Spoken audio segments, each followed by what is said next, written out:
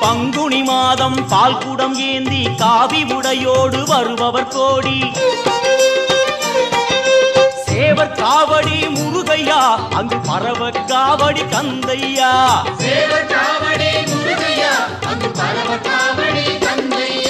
பழனிமலைக்கும் சுவாமி மலைக்கும் காவடி எடுப்போம் கந்தையா.